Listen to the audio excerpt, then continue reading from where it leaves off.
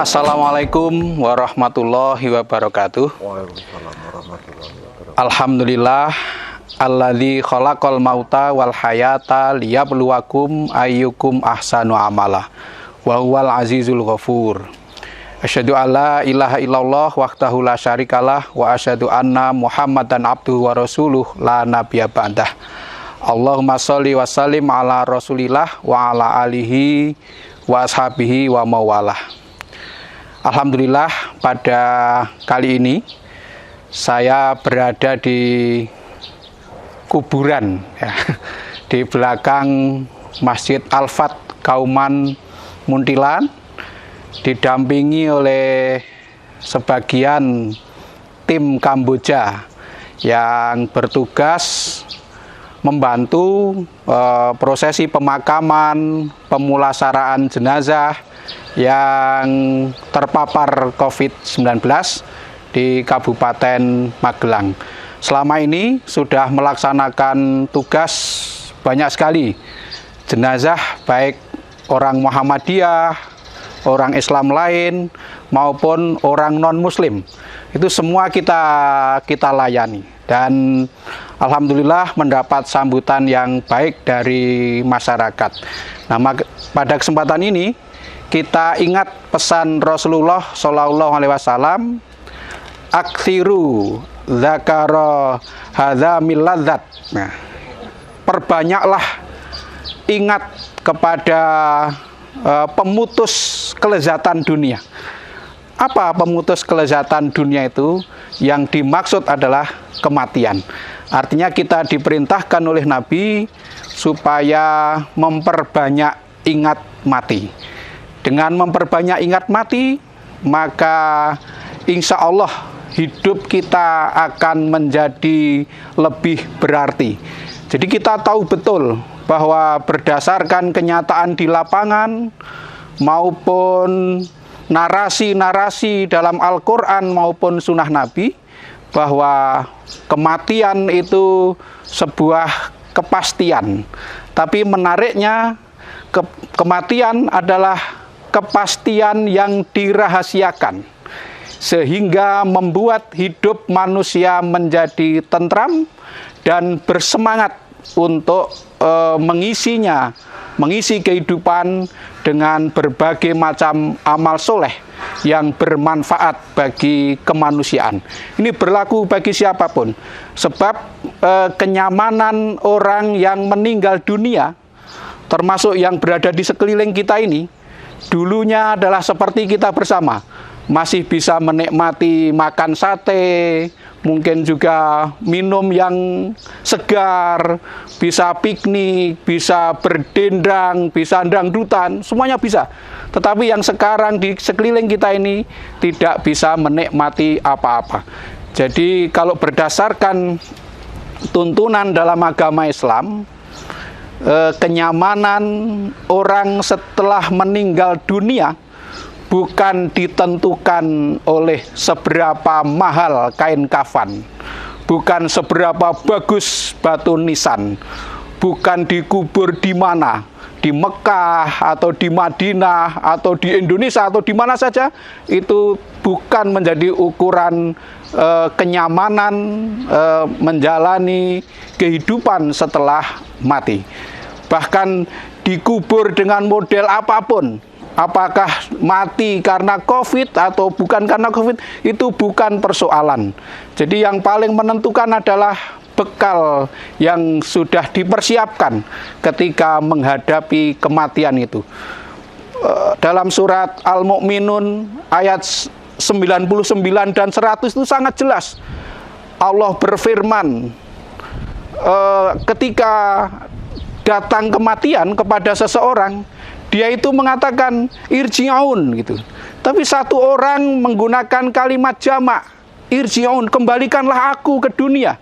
La'ali a'malu sholihan taraktu. Jadi saya supaya bisa beramal soleh yang dulu saya mengabaikan gitu. Jadi yang menyebabkan orang menyesal di hari kemudian ketika kematian datang adalah karena lengah dalam beramal soleh. bukan lengah dalam ibadah ritual. Ini yang menjadi catatan. Dalam tafsir Al-Munir dikatakan bahwa yang menyesal karena datangnya kematian ini bukan hanya orang kafir, tapi orang beriman pun menyesal. Jadi saya bahkan berkesimpulan, yang menjadikan menyesal, atau boleh saya katakan dengan kalimat begini, kesalehan individual yang tidak tercermin dalam kesalehan sosial, itulah yang menyebabkan orang itu menyesal pada saat datangnya kematian gitu. Jadi kurang dalam beramal soleh, atau lalai, lengah, tidak beramal soleh ketika hidup di dunia ini. Maka saya mengajak kepada kita sekalian yang masih diberikan kehidupan, yang nafasnya masih berjalan, jangan sampai kita besok menyesal sekali ketika kita mati. Kita manfaatkan kehidupan ini untuk beramal soleh, untuk berjuang, untuk menegakkan kebenaran, sehingga hidup kita bermanfaat untuk kemanusiaan. Itulah yang bisa mengantarkan kita selamat ketika besok meninggal dunia, dan mendapatkan pembalasan yang sempurna pada saatnya, pada saat hari perhitungan dan hari pembalasan memperoleh surga yang kita cita-citakan. Nah, saudara sekalian yang berbahagia, sekali lagi kita manfaatkan hidup ini untuk mengabdi kepada Allah, untuk beribadah kepada Allah, kemudian untuk beramal soleh yang bermanfaat bagi kehidupan kemanusiaan. Jadi jangan merasa bangga sudah tekun beribadah secara ritual. Itu belum mencukupi untuk selamat di hari kiamat nanti. Yang mencukupi adalah ibadah yang tekun di hadapan Allah Subhanahu wa taala, kemudian hidup kita dimanfaatkan untuk berjuang, beramal soleh yang bermanfaat untuk kemanusiaan, tidak pandang bulu. Saudara sekalian yang berbahagia, bahkan di dalam surat An-Nisa ayat 95, Allah berfirman bahwa tidak sama orang beriman yang duduk-duduk saja tanpa udzur dengan orang yang berjuang dengan harta dan dirinya di jalan Allah. Orang yang berjuang di jalan Allah dengan harta dan dirinya itu derajatnya lebih tinggi dibandingkan dengan orang beriman yang tidak berjuang di jalan Allah. Orang beriman itu memang sudah baik, tetapi orang yang beriman dan berjuang di jalan Allah itu derajatnya lebih tinggi di hadapan Allah maupun di hadapan kemanusiaan. Dan orang yang berjuang itu tentu memiliki keutamaan-keutamaan baik bagi dirinya maupun bagi lingkungannya. Nah, sehingga saya mengajak yang masih hidup, yang masih punya tenaga, masih punya kekuatan, dimanfaatkan untuk berjuang di jalan Allah sesuai dengan kemampuan kita masing-masing. Orang bisa berjuang dengan dirinya, bisa berjuang dengan harta yang dimilikinya, bisa berjuang dengan pemikirannya, dengan gagasan-gagasannya untuk kepentingan masyarakat yang lebih luas. Sekali lagi, jangan sampai kita lengah tidak berjuang di hadapan Allah Subhanahu wa taala. Nah, saudara sekalian yang berbahagia, saya akhiri ceramah saya pada kali ini dengan mengutip beberapa ayat Al-Qur'an yang tercantum dalam surat Al-Muzammil. Jadi dulu besok itu ada pertanyaan kepada penghuni neraka. Masalakakum fisakor, apa yang menyebabkan kamu masuk dalam neraka sakor gitu. Nah, ternyata faktornya ada 4. Yang pertama, yang menyebabkan orang masuk neraka sakor itu karena ketika hidup tidak menjalankan sholat. Lam naku minal musolin, saya tidak termasuk orang-orang yang mengerjakan sholat. Jadi tidak sholat itu sudah cukup untuk bekal masuk neraka.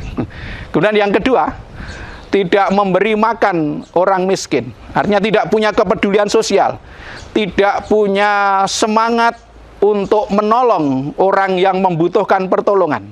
Nah, itu. Jadi orang yang hidupnya hanya untuk kepentingan sendiri, tidak peduli kepada orang lain. Nah, itu bisa menjadi penyebab orang masuk neraka. Jadi jangan sampai kita egois, hanya mementingkan diri sendiri, tidak peduli kepada orang lain. Ketidakpedulian kepada nasib sesama itu membuat diri kita celaka. Nah, maka jangan sampai orang yang punya kemampuan lebih, baik tenaga maupun harta, kok tidak punya kepedulian untuk menolong sesamanya. Kemudian yang ketiga, ketika di dunia senantiasa melakukan pembicaraan-pembicaraan yang tidak berguna bersama dengan orang-orang yang membicarakannya. Jadi hidupnya digunakan hanya untuk sesuatu yang tidak bermanfaat, yang muspro, yang batil, yang merugikan orang lain, baik pembicaraan maupun tindakan. Kemudian yang terakhir, yang keempat, karena tidak percaya kepada adanya hari pembalasan. Tidak percaya dalam tindakan, bukan dalam ucapan. Kalau dalam ucapan tidak ada orang beriman yang tidak percaya kepada hari pembalasan ini. Tapi dalam tindakan, apa wujudnya? Dia perilakunya tidak menunjukkan sebagai perilaku orang yang percaya adanya hari pembalasan. Kalau orang itu percaya kepada hari pembalasan, pasti perilakunya menjadi lebih baik. Nah, saudara sekalian yang berbahagia, tetaplah bersemangat menjalani hidup ini, karena Allah senantiasa menawarkan, membentangkan harapan-harapan kepada kita untuk senantiasa optimis. Sepanjang kita itu tidak musyrik, berbuat dosa sebesar apapun diberi ampunan oleh Allah Subhanahu wa taala. Itu kan sebuah harapan kepada orang yang sangat dosa sekalipun. Apalagi tidak berdosa kemudian kita manfaatkan untuk yang lebih berguna. Maka saudara sekalian yang berbahagia, tetap optimis, tetap bahagia menyambut masa depan yang utama bagi kita adalah keselamatan hidup di akhirat. Demikian, nasrun minallah wa fathun qarib. Assalamualaikum warahmatullahi wabarakatuh.